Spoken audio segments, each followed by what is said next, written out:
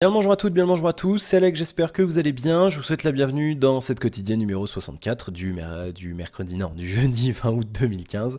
On est parti avec nos 2-3 actus jeux vidéo high-tech, comme tous les jours, et on commence avec les jeux vidéo, et avec une actu, elle est tombée, mais il y a pas longtemps, là, ouais, voilà. Juste avant que je termine de préparer la quotidienne, et ça tombe bien, parce que j'avais rien prévu dans la case jeux vidéo, donc je suis content.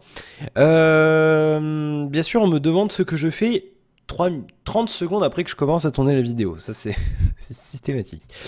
Bien, la sortie d'After Dark, c'est le nom de la première extension de City Skylines. Ça sera le 24 septembre sur Steam, bien entendu. Le prix peut-être un chouïa trop élevé, 15 dollars. 15 dollars, 15 euros, c'est à peu près le prix auquel j'ai payé ce jeu. Déjà, donc je l'achèterai quand même, bien sûr, mais j'aurais aimé que ça soit 10. Voilà, je le cache pas, j'aurais aimé que ce soit 10. Après, ils vont peut-être me surprendre, il y aura peut-être plein de choses dedans. Je vais tourner légèrement ça parce que vous allez voir le reflet dans mes lunettes et ça va être pas très cool pour vous. Donc on va trouver une petite solution. Voilà, rapidement, hop, voilà, ça sera un peu mieux comme ça. Et je vais tourner un peu ça, comme ça, un petit peu plus de lumière sur moi. Voilà. Du coup, j'aurais bien aimé que ça soit 10. J'aurais bien aimé que ça soit 10. Maintenant, ça sera 15 dollars, 15 euros sur Steam. Donc, je pense que très très rapidement, on pourrait le trouver autour de un peu moins de 8-7 euros, je pense, chez certains revendeurs, dont je ne citerai pas de nom pour ne pas faire de publicité. Donc voilà, bonne nouvelle. Il y a plein de choses dans cette extension. Il y a le cycle jour-nuit, ça j'en avais déjà parlé. Il y aura des taxis, il y aura des voies enfin des pistes cyclables, ça j'en ai parlé aussi. Il y aura un système de prison. Une gestion de prison. Il y aura plein de modifications à ce niveau-là. Il y aura d'autres nouvelles features que l'on ne connaît pas encore. Et il y aura un système que j'aime beaucoup. Ils en ont parlé dans un journal de développement. En fait, c'est le fait d'avoir des budgets séparés pour la nuit et le jour, c'est-à-dire qu'on pourra gérer ça, c'est-à-dire qu'on pourra décider qu'il y ait plus de budget pour les camions poubelles la nuit que le jour.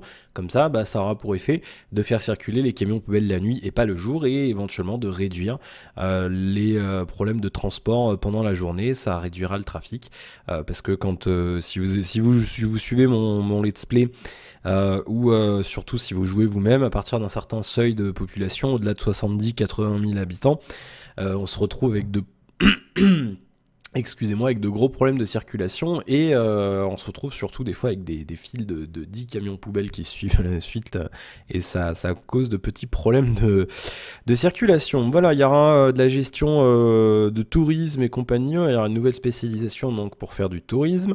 On nous parle aussi de services dédiés à la nuit. Alors je sais pas, peut-être des boîtes de nuit, des casinos, je sais pas encore comment ça va se gérer ça. Et le trafic sera en conséquence, c'est-à-dire qu'il y aura moins de trafic la nuit, parce que les gens seront chez eux, il y aura beaucoup moins de monde la nuit, il y aura plus de taxis la nuit que la journée, etc., etc. Donc le tout devrait, on nous dit, rendre les villes plus vivantes et plus réalistes que jamais, parce que il y aura les flux comment on appelle ça, les déplacements pendulaires, voilà, je crois que ça s'appelle comme ça. Les gens qui partent bosser, qui rentrent, qui repartent le matin, qui rentrent le soir, etc., etc. Et donc ça sera beaucoup mieux géré.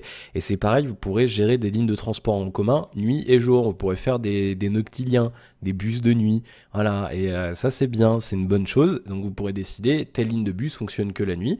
Par exemple, une ligne qui apporte les gens vers la plage, vers les casinos et compagnie, tandis que la journée elle fonctionne pas, ou alors elle a un autre itinéraire. Et ça c'est vraiment bien. Donc ça, à mon avis, ça sera vraiment sympa. Ça coûte 15 euros, 15 dollars. Bon, je pense que je pourrais l'avoir un petit peu moins cher. On pourra l'avoir un petit peu moins cher si on cherche bien. Maintenant, je pense que ça vaut bien son 10 euros, son 10 euros facile.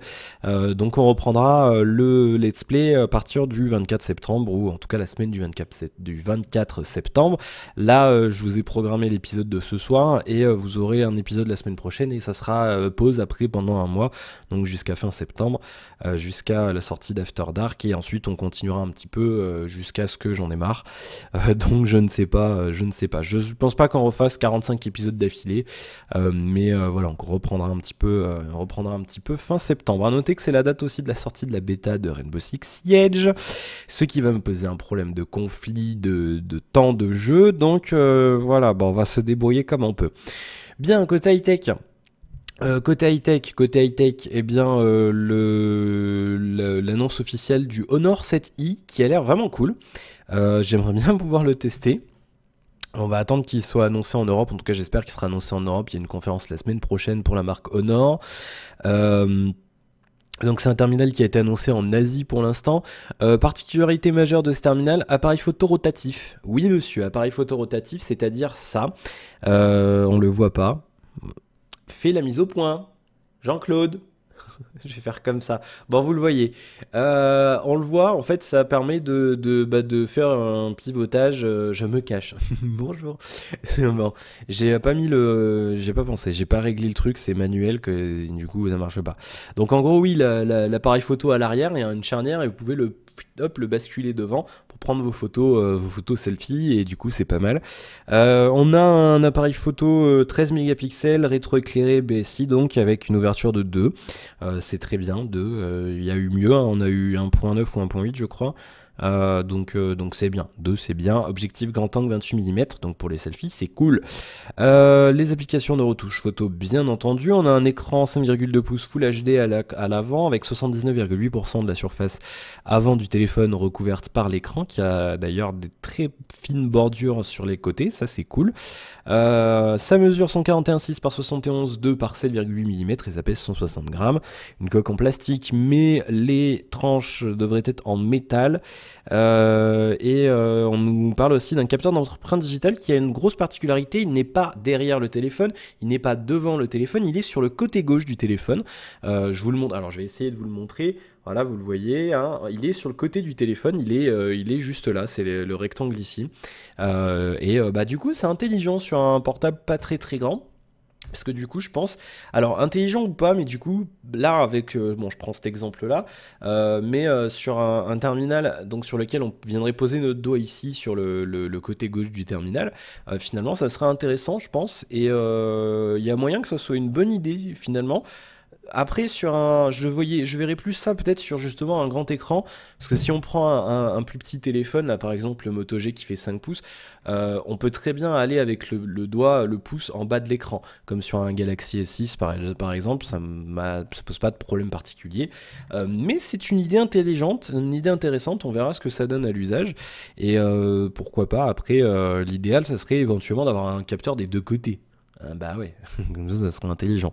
Un smartphone milieu de gamme, c'est le nouveau Snapdragon le 616, donc c'est une évolution du 615. C'est comme le 615 avec des fréquences un petit peu plus élevées, il n'y a pas grand chose de nouveau. La puce exacte, le nom exact de la puce, c'est le MSM 8939 pour les intéressés. 2 ou 3 Go de RAM suivant les versions, 16 ou 32 Go de stockage suivant les versions. Il y aura, on nous parle de 4 variantes du téléphone avec des bandes de fréquences 3G et 4G différentes. Il y aura donc la surcouche chez MUI 3.1 basée sur Android 5.1 et toutes les versions disposeront d'un slot micro SD et ça c'est bien. Le slot micro SD c'est cool.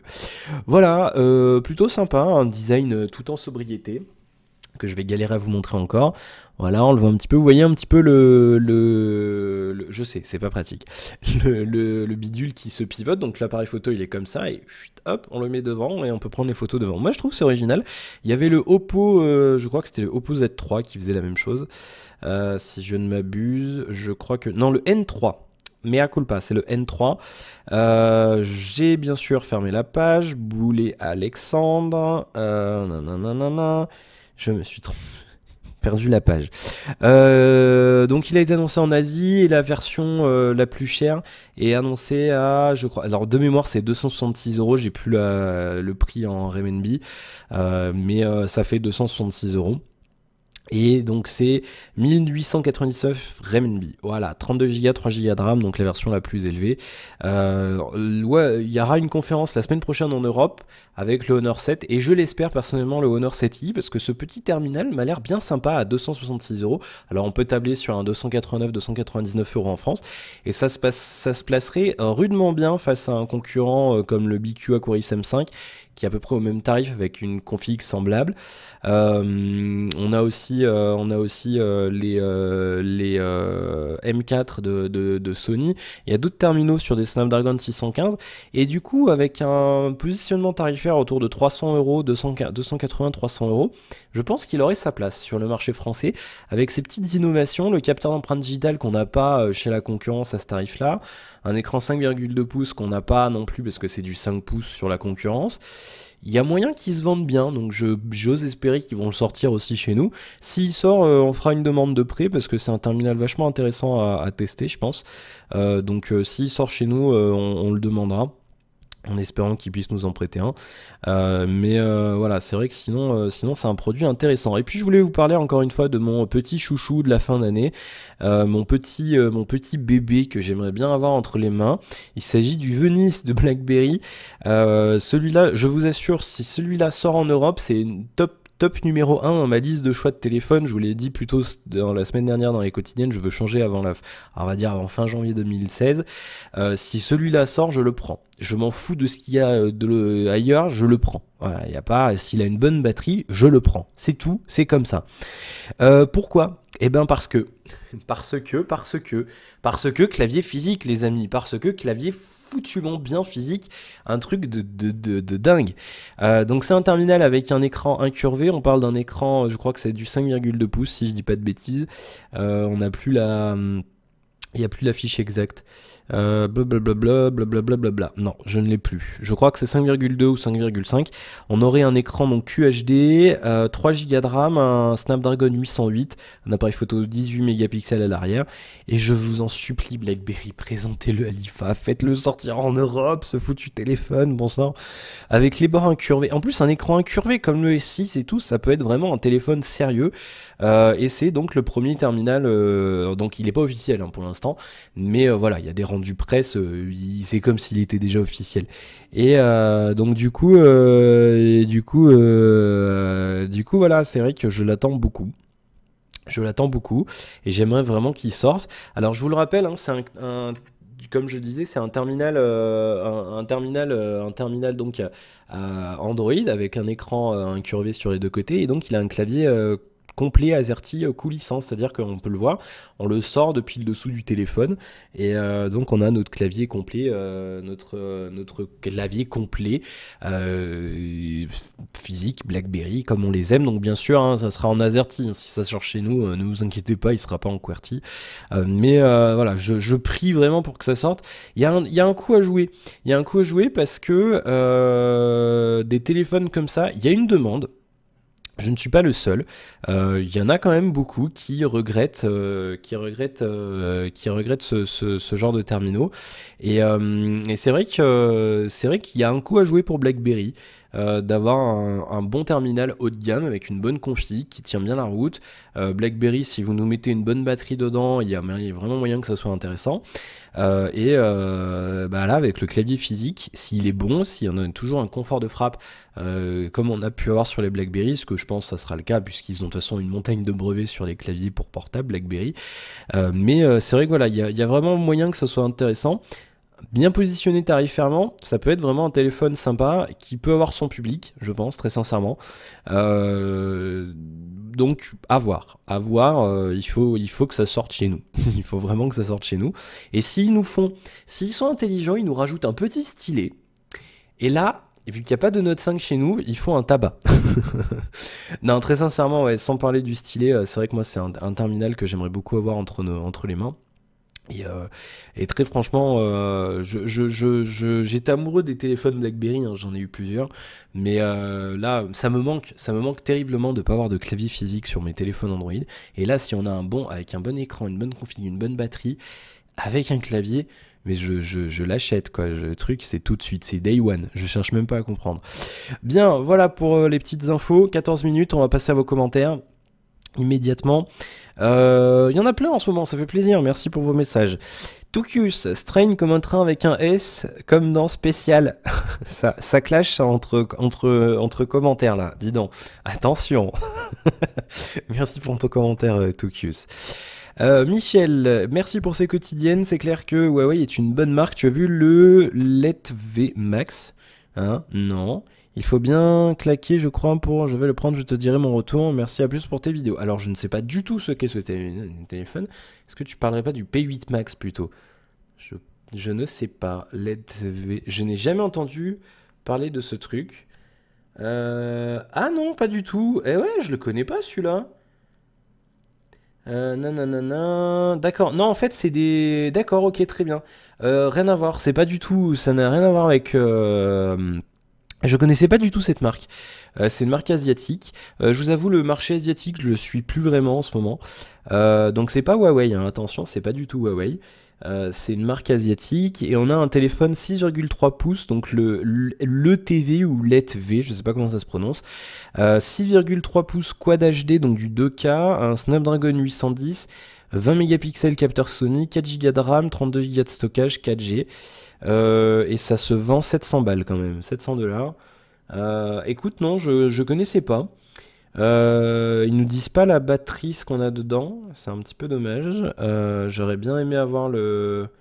J'aurais bien aimé avoir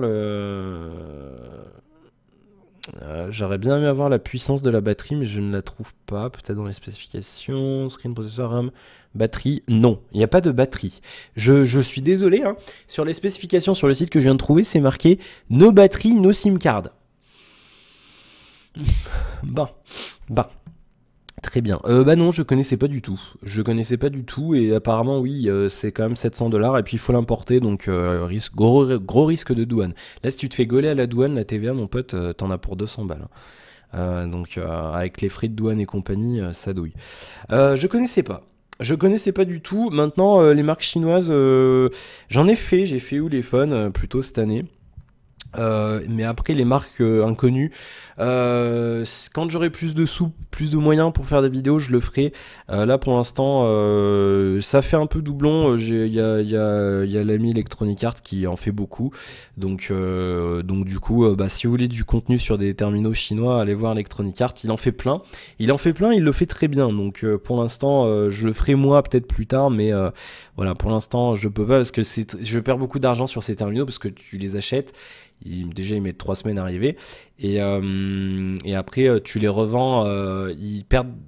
Même si tu les revends neufs, ils perdent de la valeur tout de suite en fait en France parce qu'ils sont pas, il y a pas de hype dessus si tu veux. Donc c'est très compliqué. Donc j'en referai plus tard, mais pour l'instant non. Mais oui, ça a l'air d'être une grosse machine ce truc. Donc si tu le prends, oui, avec plaisir. Fais-moi un retour, Michel, ça sera avec grand plaisir. Bien, commentaire de Michael. Coucou Alex, tu as bien raison pour Radionomie, j'ai jamais aimé et toujours incompris le mécanisme. J'ai toujours fonctionné avec un flux que je loue avec le bon vieux Sam Broadcaster. Copain. Ah, notre ami Sam. J'ai moi-même fait mon site internet et même mes propres jingles et logos depuis 2008. C'est dur de tout faire tout seul et ça ne décolle pas des masses car justement il y a trop de radios sur internet et l'européen n'est pas habitué à écouter la radio sur le net, il préfère encore la FM. A plus et bon courage pour mercredi. On pourrait faire une longue vidéo, je pourrais en parler pendant des heures. Mais oui, c'est vrai qu'en France, surtout en France, on n'a pas encore la radio numérique et même les web radios, c'est pas encore un truc. Et pourtant, ça fait 15 ans que ça existe, hein, les web radios. Mais depuis les premiers accès à DSL, ça existe, hein, la radio, même un peu avant. Mais non, les gens, il y en a encore beaucoup, tu leur dis web radio, ils font quoi? C'est quoi ces trucs? Je connais pas. Mais c'est vrai que c'est très compliqué et sur internet après il faut avoir soit un concept de grand malade, enfin même avec un concept de grand malade parce que après sans prétention encore une fois sur Gimit on avait un truc qui était intéressant et qui tenait la route de la vie de professionnels, mais il faut beaucoup de sous et beaucoup de moyens financiers et humains et faire le buzz un petit peu et c'est un petit peu compliqué quand t'as pas d'argent, mais bon après ça reste un plaisir, je veux dire t'as fait ton truc, voilà, maintenant tu sais te servir de Sam, tu sais faire des jingles et puis ça reste un plaisir. Merci Michael. Commentaire suivant, commentaire de El Feo. Buenos dias. Tout toutes les vidéos, on va jamais arriver à ça, c'est vrai. Toutes les vidéos associées au quotidien sont des vidéos Secret Story. Non mais allô quoi? En effet, oui bah je l'ai dit, c'est parce que je mets le mot-clé la quotidienne, donc forcément du coup ça fait ça. Merci pour les réponses, toujours très sympa tes quotidiennes, merci à toi. Pour les opérateurs, tu as aussi Free avec 20 Go de 4G par mois. Bon après Free ne te dit pas comment trouver la 4G. Je la cherche encore. Free, j'y étais, je me suis inscrit le premier mois où ça a ouvert. D'ailleurs, j'ai eu un super numéro de téléphone, pour rien au monde je le changerai. Il est trop bien mon numéro. Il est super facile, je peux pas vous le donner bien sûr, mais en gros ça fait 06 26 42 28 42. Voilà, en gros ça fait un truc comme ça. Ça se répète, il y a un truc qui change et sinon c'est le même. Et du coup, je veux pas le perdre. Et je l'ai eu chez Free et on pouvait choisir le numéro chez Free au début. Enfin, on doit pouvoir toujours le faire d'ailleurs. Et du coup, je le garde. Mais je suis resté 1 an chez eux au tout début. Ah, excusez-moi. Et en fait, ça m'a vite saoulé, quoi, parce que déjà, on a attendu 2 mois pour avoir l'option BlackBerry. Voilà, parce qu'à l'époque j'avais un BlackBerry et puis c'est vrai que ouais non c'était vite moi ça m'a vite saoulé. Au début il n'y avait pas tant d'antenne 3G que maintenant. Bon, il n'y avait pas la 4G hein, c'était début 2012, il n'y avait pas la 4G encore, mais même déjà à l'époque l'itinérance Orange c'était une catastrophe et c'est vrai que c'était incroyable à l'époque. En plus j'étais sur Paris et à Paris ils avaient très peu, c'était assez marrant d'ailleurs parce que n'importe où dans Paris où je faisais l'essai j'étais en itinérance Orange et ils avaient mis une antenne. D'ailleurs c'était une des premières antennes Free quand le réseau a ouvert, il y en avait déjà une pas très loin de chez mes parents, donc chez mes parents et un petit peu à côté je captais une antenne Free au fond de l'Auvergne, ce qui était d'ailleurs très rigolo et très paradoxal. Mais non, je pense pas retourner chez Free. J'avais retesté le forfait à 20 euros il y a quelques temps, début de l'année d'ailleurs, en prévision de pouvoir uploader des vidéos au moins en 3G. Non, c'est non, je retournerai pas chez Free en dépit de ce que certains en disent. Moi, voilà, j'ai fait les 4. Hein. Je vous le dis maintenant, j'ai fait les 4. J'ai testé les 4 opérateurs, les 4 réseaux. J'ai testé Bouygues Télécom aussi, j'avais jamais essayé. Et en dépit de ce qu'on en dise, pour moi, à l'heure actuelle, Orange reste numéro 1. Pour moi, c'est-à-dire ici, Orange reste numéro 1. Voilà. Donc après, chez vous, c'est peut-être différent, mais ici, c'est comme ça. Tu as mentionné l'ASM. Est-ce que tu es amateur de rugby? Pas du tout. Enfin, amateur, ça m'arrive d'en regarder, mais très rarement. Je suis pas le sport, c'est pas du tout mon délire. Mais voilà, c'est une fierté locale, hein, même si on n'aime pas le rugby. Bon. C'est comme ça. Mais sinon, non, je suis pas spécialement amateur de rugby. J'en regarde pas forcément tout le temps. Bonne continuation, hasta luego. Merci pour ton commentaire, Elfeo. Et commentaire de Heisenberg. Salut, si t'habites à Clermont, organiserais-tu des rencontres abonnés? Oui, je l'ai dit et je le redirai, il y aura une vidéo la semaine prochaine, faisons le point.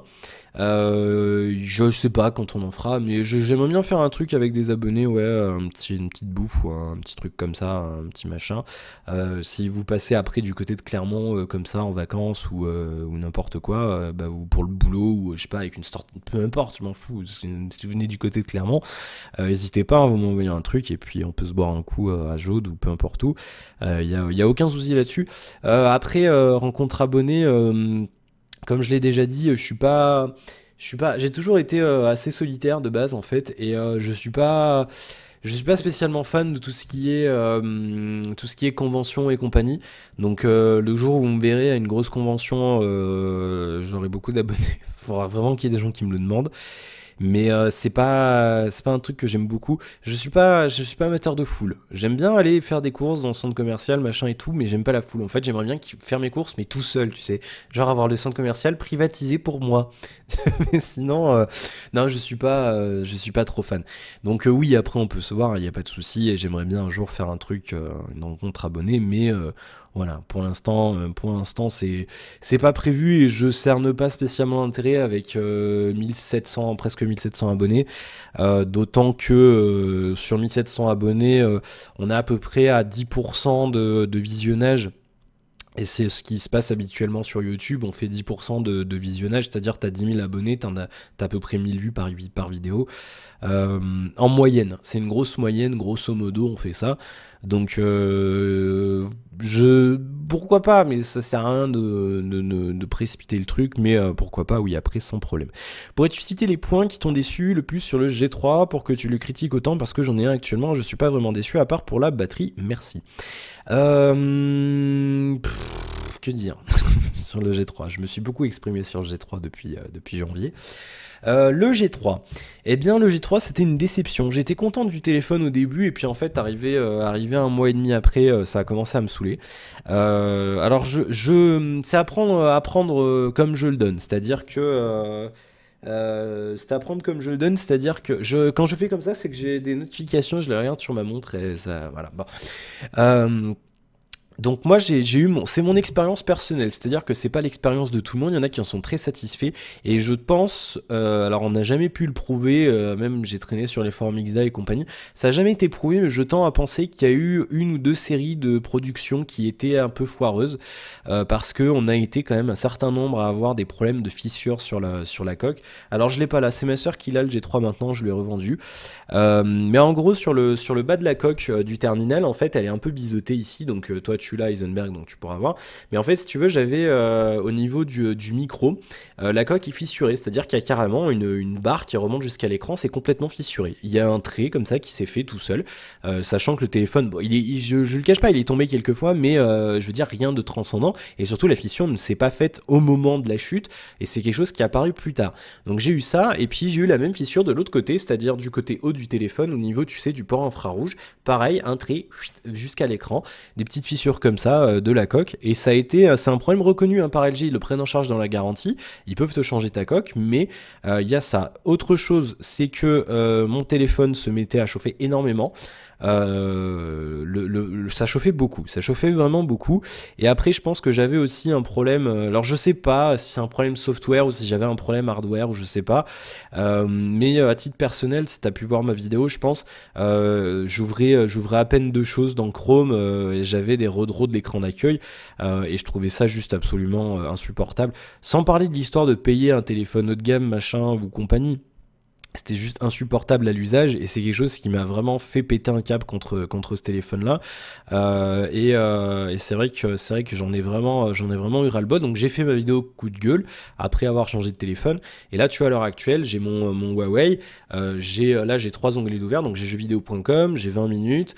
J'ai Météo France ici, et je change d'onglet, ça ne recharge pas les onglets, et là si je retourne sur l'écran d'accueil, je vais appuyer sur le bien sûr j'appuie pas du tout où il faut, je vais appuyer sur le Home ici, voilà, et du coup, non j'ai fait précédent, j'appuie donc sur Home, voilà, et tu vois j'ai pas de redraw de l'écran d'accueil, c'est instantané, sur le G3 j'aurais fait ça, j'aurais eu le fond d'écran qui serait apparu après 33 secondes, après j'aurais eu les icônes du dock en bas, le widget avec la météo, machin, et c'était un ensemble de trucs qui faisait que ça m'a fait péter un câble, et puis après, bon j'ai mon écran qui commence à avoir des grosses traces jaunes, alors j'ai vu sur l'écran, sur le téléphone, bon maintenant c'est ma soeur qui l'a, et l'autre jour je lui ai emprunté, et ça s'est estompé, je sais pas pourquoi, donc je sais pas du tout à quoi c'est dû, je n'en sais rien.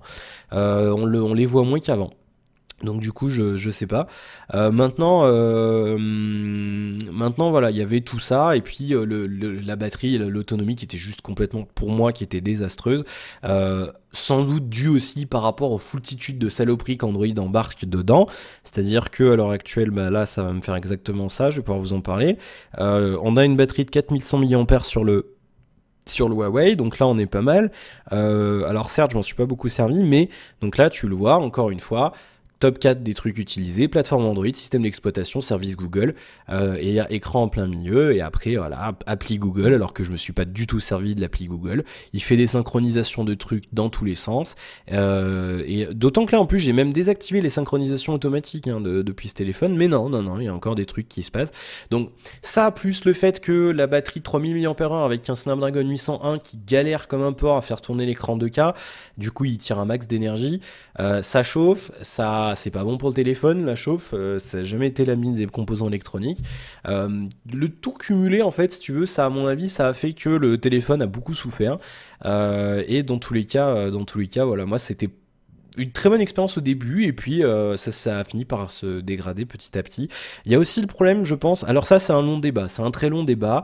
Il faudrait vraiment un jour que je fasse des tests très, très précis avec un vrai protocole, avec différents terminaux, pour vraiment essayer de trouver à quel moment ça cloche.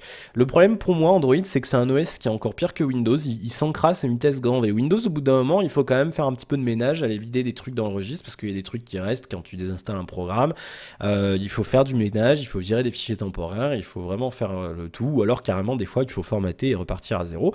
Et Android c'est un petit peu pareil. Android c'est un OS, personnellement, sur mon téléphone personnel, donc peu importe ce qui se passe, je le remets à zéro tous les 6 mois. Pourquoi? Parce qu'au bout d'un moment, il y a des trucs qui restent installés, il y a des machins qui déconnent, des fois tu désactives le GPS, il continue de fonctionner, tu sais pas pourquoi.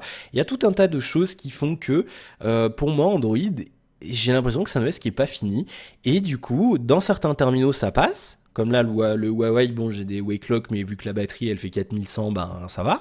Mais dans des terminaux comme le G3, ben ça passe pas parce que la batterie fait que 3000, et avec un écran 2K c'est pas possible. C'est les mecs ils ont pas réfléchi, je suis désolé.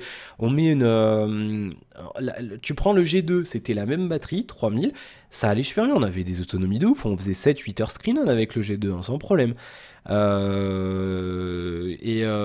là, peut-être pas 8 heures, on était plutôt autour de 6-7 heures, mais sans problème, je veux dire, moi ça me suffisait, j'en demandais pas plus. Et avec le G3, ben, je faisais 3 heures screen on, j'étais content. Donc après on va me dire, oui mais tu peux router, installer ça, faire ça, bricoler, installer une ROM custom. Je m'en fous, ça m'intéresse pas, moi je veux acheter mon terminal, je veux que ça fonctionne, et je veux installer les applis que je veux sans me faire chier à bricoler, à faire ça, à machin, à réfléchir. Le consommateur final lambda, il en a rien à foutre de bricoler son téléphone. C'est que les geeks qui font ça. Alors certes, j'en suis un, mais j'ai pas envie de faire ça. C'est un principe, je suis quelqu'un de très têtu, et même si je pourrais router, j'aurais les compétences pour le faire, c'est pas le problème. Mais j'ai pas envie de le faire. Et donc du coup, avec le G3, j'ai fait, ok, le portable, il veut pas fonctionner correctement, je change. Voilà, j'ai pas cherché à comprendre. Alors après, voilà, j'ai la chance de pouvoir le faire. C'est quelqu'un qui achète son portable et qui du coup après se retrouve avec son téléphone et qui peut pas changer pendant 1 an ou 2. Bah il est bien emmerdé quoi. Donc c'est pour ça que j'ai pesté. Alors c'est vrai que c'est une vidéo sur laquelle j'ai pris énormément de dislikes. Énormément de commentaires injurieux de gens qui ont un G3 et qui sont là, ouais, nanana, gna gna gna gna. Donc voilà, mais à titre personnel, voilà, c'était mon expérience, mauvaise expérience, donc c'est pour ça que j'ai râlé. Après, je dis pas, je pense que ce que je te disais au début de ma remarque, je pense qu'il y a eu 1 ou 2 séries, je l'ai acheté rapidement après sa sortie. Je l'ai acheté, je crois que le 8 juillet, un truc comme ça, je dû le recevoir le 10 ou le 11. Il venait de sortir, hein. C'était début juillet 2014, il venait de sortir, donc je pense les premières séries étaient peut-être foireuses, mais voilà. Alors après, de là à dire que je suis un cas isolé, non, je suis pas d'accord. Il y en a plein sur les forums de Frandroid, il y en a aussi sur XDA, des gens qui ont eu des problèmes de fissures, de ce genre de choses. Donc voilà, c'est un petit peu pénible. Mais après, écoute, content pour toi, si te convient, j'en suis très heureux. Mais pour moi, voilà, je le recommanderais pas, et je veux pas retenter l'expérience LG tant que moi voilà, c'est un ensemble de trucs. Android déconne un peu. Il est pas encore, c'est pas encore l'OS ultime pour moi, je suis désolé. Après, il y a les histoires de batterie. On augmente la puissance des portables, on augmente la résolution de l'écran. Alors certes, on va me dire, on fait des optimisations logicielles, mais ça compense pas assez. Je suis désolé, c'est pas possible, c'est pas possible. On fait ça. Et on fait quoi? On laisse toujours une batterie de 3000 mAh. Non, il faut augmenter la capacité de la batterie aussi, les mecs. On s'en fout. Même si le téléphone il prend 1 ou 2 mm de plus, on veut qu'il tienne la journée, quoi, tu vois. Donc voilà.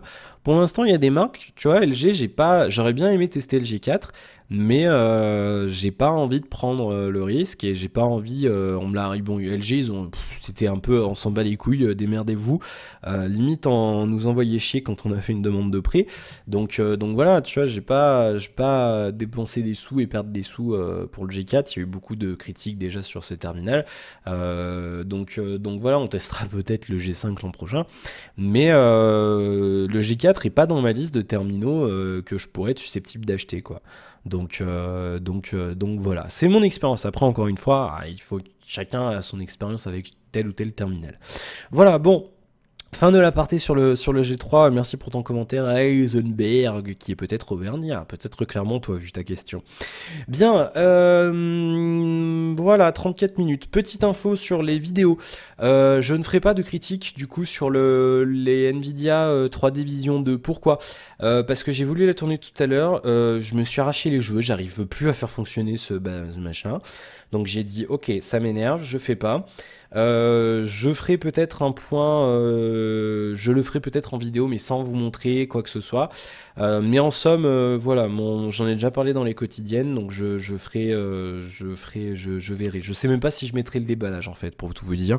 Comme ça, hop, sous silence, on n'en parle pas. Parce que si je mets le déballage, dans le déballage, je parle de la critique. Il y en a qui vont pas suivre les quotidiennes, ils vont faire, elle est la critique, je comprends pas.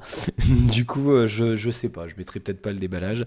Donc on verra. Dites-moi si vous le voulez, je mettrai une annotation sur la vidéo comme quoi il n'y aura pas la critique.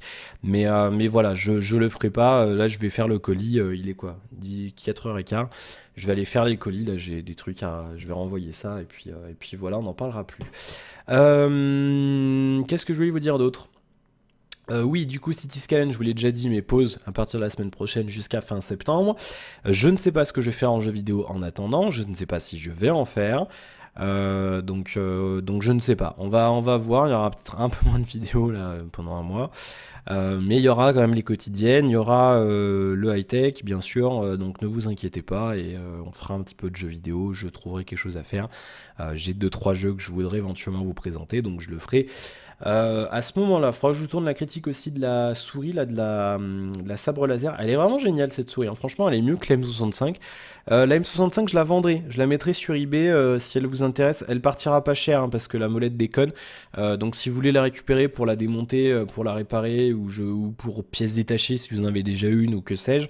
Ou alors si vous voulez après la récupérer pour vous débrouiller avec le service client Corsair pour la renvoyer et vous la faire changer, aucun problème. Peu importe le prix auquel elle part, c'est juste histoire de me débarrasser parce qu'elle me sert à rien ici. Donc je la mettrai sur eBay début septembre, la semaine prochaine, j'aurai pas le temps. Guettez bien enfin je vous mettrai les liens bien sûr. Sur eBay, je vais mettre ça. Je vais me débarrasser aussi du Lumia. Il est dégueulasse, faut que je le nettoie quand même avant de le mettre sur eBay. Je vais me débarrasser du Lumia 535. Il est mort aussi, hein. Je vous le dis, il est tombé. Ma soeur l'avait cassé, je crois que je vous l'avais déjà dit d'ailleurs. Et donc en fait, l'écran est fissuré. Il est fissuré, je sais pas si on le voit. Si vous l'avez vu, là il est fissuré là en fait l'écran, enfin c'est la dalle qui est fissurée, l'écran lui-même ça va pas sur l'écran, sur la partie LCD, donc il fonctionne encore très bien, le tactile fonctionne encore, sauf quand on appuie comme un marteau sur les touches, mais sinon après pour taper du texte aucun problème. Donc il fonctionne encore très bien, hein, il démarre sans problème, il y a juste voilà l'écran qui est la dalle qui est rayée, qui est un peu qui est cassé dans le coin là-haut, donc je le vendrai, de base il vaut 100 € neuf le téléphone, donc j'en espère pas tellement beaucoup, mais c'est pareil si vous voulez l'acheter juste pour tester Windows 10, ça fonctionne, hein, on peut faire des trucs, hein, on peut taper du texte, mais c'est vrai que des fois il y a des erreurs le tactile déconne un peu à cause de l'écran qui a été fissuré, donc après si vous trouvez une dalle pour le changer vous pourrez, mais qu'est-ce qu'il fait, il démarre ou pas? J'ai vu le logo Windows et pouf, plus rien. C'est très rigolo. Je le repasserai sur Windows 8 avant de le mettre en vente. Mais voilà, si vous voulez le récupérer, sinon juste histoire d'avoir un Windows Phone chez vous pour tester Windows Phone 10. Alors, il y avait marqué, j'avais le logo de boot de Windows 10, il y avait marqué Not for Resale, genre ne pas le revendre. Voilà, bon. Je le remettrai sur Windows, mais sinon hein, il fonctionne encore hein, sans problème, donc voilà, hein, c'est juste la partie tactile qui déconne un peu quand on tape du texte, mais sinon aucun problème, et ça fonctionne encore bien, hein, les niveaux de sélection, je veux dire le tactile est encore précis, hein, il n'y a pas de ça tape pas à côté, c'est juste des fois quand on appuie fort, des fois quand on fait du texte, il sait pas trop où on appuie, mais après voilà, c'est juste pour tester Windows, ça peut être intéressant, vous pourrez le trouver, je pense qu'il partira pas au-delà de 30 €, donc si vous voulez le récupérer, je le mettrai aussi sur eBay, histoire de m'en débarrasser, histoire de faire un petit peu de sous, et puis histoire de m'en débarrasser, parce que je traîne sur mon bureau, ça sert à rien, donc voilà, j'en rachèterai un plus haut de gamme, quand il y aura Windows 10, pour faire un test sans problème. Voilà. Qu'est-ce que je voulais vous dire d'autre? Ça et ah oui, en parlant d'ASM, j'avais gagné un DVD. Je sais pas où il est. Il doit être par là-bas. Il est là. Voilà, je l'ai trouvé. Il est ici. Et je vais le revendre aussi parce que ça m'intéresse pas. J'avais gagné ça, il y avait un concours sur la page Facebook de l'Auvergne. C'est un petit DVD collector. Normalement, on peut pas le revendre, hein, bien sûr, mais non, c'est marqué interdit à la location. Je peux le revendre. C'est dans un petit truc cartonné. C'est un documentaire sur les 100 ans de la SM. Donc, au début, je me dis, je vais le faire gagner en type, mais ça n'a rien à voir avec la chaîne. Donc, il est encore sous blister. Hein, je l'ai pas ouvert ni rien. Je le mettrai sur eBay. C'est pareil, ça part à 5 euros. Ça fera plaisir à quelqu'un. Donc voilà. Si vous connaissez quelqu'un qui est fan de rugby, vous pourrez lui dire. Je vous le dirai hein, quand ce sera sur eBay. Mais c'est juste histoire de débarrasser. Et je verrai peut-être, j'ai un vieux volant Logitech à vendre si vous voulez l'acheter pour offrir à quelqu'un. Ça marche encore. Hein, il fait juste. Le problème c'est qu'il fait 100. Il fait pas un tour entier. Il fait 180 degrés. Hein, on peut le tourner juste comme ça. On peut pas le tourner plusieurs fois. Mais c'est pareil si vous voulez. C'est un vieux machin. Hein, si ça peut faire plaisir à quelqu'un. Voilà, je m'en débarrasserai sur eBay, je pense, début septembre. Voilà, on a fait le tour. Ça fait des grosses quotidiennes. Il y a beaucoup de commentaires, donc du coup, ça fait des grosses quotidiennes. Donc, mais ça me fait plaisir. Moi, je suis content. Ça me fout dans un bon mood et je suis content parce que vous pouvez laisser des commentaires et ça fait plaisir. Bah, voilà. Voilà. Du coup, ce soir City Skylines, demain la critique de... Oh, putain, faut que je fasse le montage, j'avais complètement oublié. Demain la critique de la Kindle. Samedi, vous avez rien. Dimanche, l'unboxing depuis la Belgique. Et puis semaine prochaine, donc j'ai pas encore prévu, mais normalement je vous mettrai le déballage. Bah non, du coup, déballage de que dalle. De rien. Faut que je vous tourne des critiques. Faut que je vous tourne des petites critiques. Enfin, des critiques. Je vous mettrai mon avis sur la semaine prochaine. Il y aura la critique du Moto G, parce que je dois le renvoyer et il doit repartir mardi. Donc, du coup, je la tournerai début de semaine prochaine. Il est bien ce téléphone. Hein. Franchement, je l'aime beaucoup. Il est bien, mais j'ai envie de vous dire, des fois, économisez un petit peu et prenez-vous un truc au-dessus. Mais en dépit de ça, c'est quand même un bon terminal. Il aura des bonnes critiques. Il aura des bons avis dans ma critique, sans problème. Donc ça, vous aurez la critique la semaine prochaine. Je sais pas quand, plutôt vers la fin de la semaine, parce qu'il va falloir que je fasse le montage et tout, et c'est chiant. Et je vous parlerai un petit peu de mon écran, peut-être semaine prochaine aussi, et éventuellement de la souris, justement. Il y aura aussi le faisons le point. Voilà, on a fait le tour. Voilà, bien. Et ben écoutez, je vous remercie pour votre fidélité. On approche des 1700 abonnés, et tout doucement des 2000, donc ça fait plaisir. On tend tout doucement vers la fin de l'année. Plein de projets en cours, plein de trucs à venir. Et du coup, je suis bien content de faire tout ça sur YouTube. Et je suis bien content d'être avec vous. Ça fera bientôt un an, hein, finalement, hein, parce que j'ai commencé... j'ai commencé mi-janvier ou fin janvier 2000 de cette année en fait. Ah ouais, ça fera bientôt un an. Dis donc. Bon, bah écoutez, merci beaucoup pour votre fidélité. Je vous souhaite plein de bonnes choses et je vous retrouve demain pour la dernière quotidienne de la semaine. Oui, c'est ça, c'est demain. Le mec est complètement perdu. Allez, à demain, bonne soirée, ciao. À demain.